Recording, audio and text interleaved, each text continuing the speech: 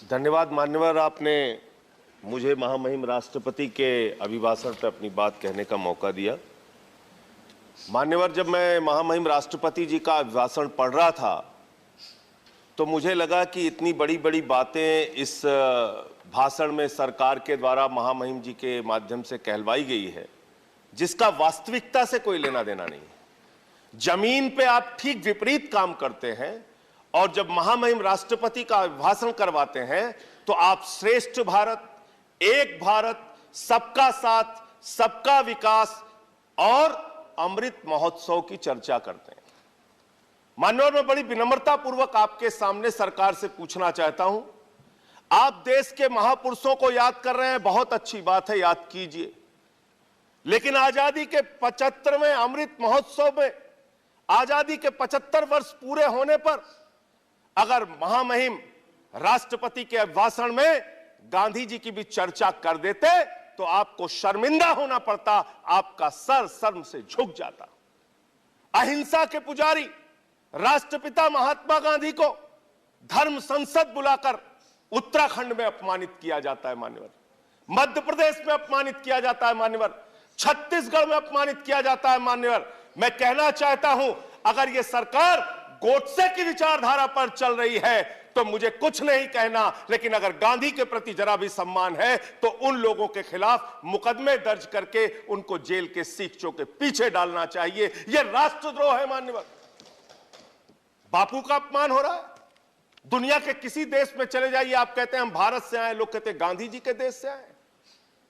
उस महात्मा गांधी का अपमान इस देश में हो रहा है मान्यवर, आजादी के 75वें साल में, और सरकार खामोश, प्रधानमंत्री जी खामोश, कोई उसकी चर्चा नहीं करते, क्योंकि कहीं ना कहीं भारतीय जनता पार्टी जिस विचारधारा से आती है वो विचारधारा गोडसे को महिमा मंडित करने की विचारधारा है, गांधी के विपरीत काम करने वाली विचारधारा है। दूसरी बात मान्यवर, सबका साथ सबका विकास का जिक्र किया गया। एक तरफ आप सबका साथ सबका विकास का जिक्र करते हैं, दूसरे तरफ आपके नेता उत्तर प्रदेश के मुख्यमंत्री कहते हैं, आदित्यनाथ जी भाषण देते हैं, यूपी का चुनाव 80 और 20 पर होगा, 80 और 20 पर होगा। ये 80 और 20 क्या है? मैं आपसे पूछना चाहता हूं बड़ी विनम्रता पूर्वक, वो कोरोना की महामारी में जो लाखों लोग मारे गए वो 80 में आते हैं कि 20 में आते हैं? वो किसान जो 1 साल तक सड़कों पर बैठा रहा, 750 किसान शहीद हो गए, वो 80 में आते हैं या 20 में आते हैं? वो खुशी दुबे उत्तर प्रदेश की बेटी जो 1.5 साल से जेल में सड़ रही है, वो प्रभात मिश्रा जिसका फर्जी इनकाउंटर हो गया, वो हाथरस की बेटी जिसको रात में 2 बजे जला दिया गया, वो नौजवान जो लाठियों से पीटे जाते हैं मान्यवर, वो 80 में आते हैं या 20 में आते हैं? ये 80 और 20 में हिंदुस्तान को बांटना बंद करो, गरीब बच्चों के फीस पे चर्चा करो, तरक्की पर चर्चा करो। आप किस ओर हिंदुस्तान को लेकर जाना चाहते हैं? क्या आप करना चाहते हैं? आपने श्रेष्ठ भारत कहा, 17वें पॉइंट को मैं पढ़ रहा था मान्य, श्रेष्ठ भारत, और इस श्रेष्ठ भारत के साथ आप क्या कर रहे हैं? माननीय गृह मंत्री जी बयान देते हैं मुजफ्फरनगर में जाके, दंगे याद है ना?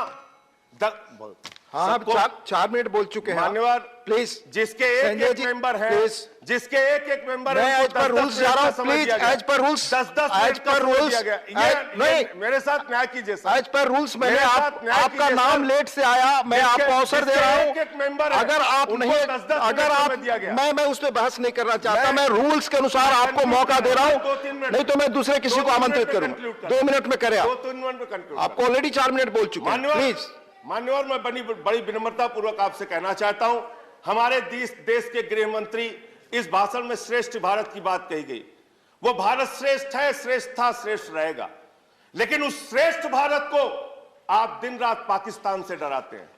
बिहार का चुनाव होता है, पाकिस्तान से डराते हैं, यूपी का चुनाव होता है, पाकिस्तान से डराते हैं, पंजाब का चुनाव होता है, पाकिस्तान से डराते हैं। अरे पाकिस्तान से डराना बंद करो, हम 130 करोड़ हिंदुस्तानी हैं, हम किसी पाकिस्तान से नहीं डरते। अगर भाजपा के लोगों को डर लगता है तो चुनाव प्रचार में निकलना बंद कर दीजिए, लेकिन पाकिस्तान की चर्चा चुनाव में मत कीजिए।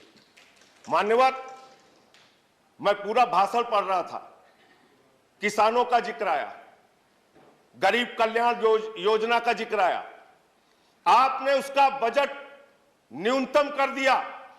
इसका मतलब मार्च तक गरीबों को मुफ्त राशन मिलेगा। चुनाव खत्म, गरीब राशन की योजना खत्म। यह है आपकी योजना। हम सारे लोग श्रेष्ठ भारत को मानते हैं, भारत माता की जय लगाते हैं, लेकिन भारत माता, मैं कंक्लूड कर रहा हूं सर, भारत माता की जय तो तब होगी जब उस मां के 130 करोड़ बच्चे, हिंदू हो, मुसलमान हो, सिख हो, ईसाई हो, अगड़ा हो, पिछड़ा हो, दलित हो, सवर्ण हो, जब सब खुशहाल रहेंगे, एक साथ मिलकर चलेंगे, तब भारत माता की सही मायने में जय होगी। जब गरीब बच्चों को अच्छी शिक्षा मिलेगी मान्यवर, अच्छा इलाज मिलेगा मान्यवर, तब ये देश, जब किसान को उसके फसल का दाम मिलेगा, तब भारत माता की जय होगी। इसलिए जो भाषण में आपने लिखा, जो बात आपकी सरकार की ओर से कहलवाई गई और जो आपका कर्म है, उसके बारे में एक ही बात कहना चाहता हूं कि तू इधर उधर की ना बात कर, ये बता कि काफिला क्यों लुटा। मुझे रहजनों से गिला नहीं, तेरी रहबरी पर सवाल है। Thank you. तेरी रहबरी पर सवाल है। थैंक यू माननीय विनय विश्वम जी। अंतिम 1 मिनट सर, मैं खत्म कर रहा हूं सर। 1 मिनट नहीं, आप कंक्लूड करें। मैं अंतिम 1 मिनट में खत्म कर रहा हूं। नहीं, 1 मिनट नहीं दे सकते, सॉरी। खत्म कर रहा हूं सर। माननीय विनय विश्वम जी, मैं खत्म कर रहा हूं सर, खत्म कर रहा हूं। मैं सिर्फ आपसे यही कहना चाहता हूं, आपके माध्यम से सरकार से निवेदन करना चाहता हूं, चुनाव मुद्दों पर लड़िए, देश का माहौल मत बिगाड़िए, देश को नफरत की आग में मत झोंकिए, देश को इस चुनाव को माननीय विनय विश्वम, कराइए। माननीय विनय विश्वम, इस पूरे प्लीज स्पीक चुनाव में यूपी ओनली में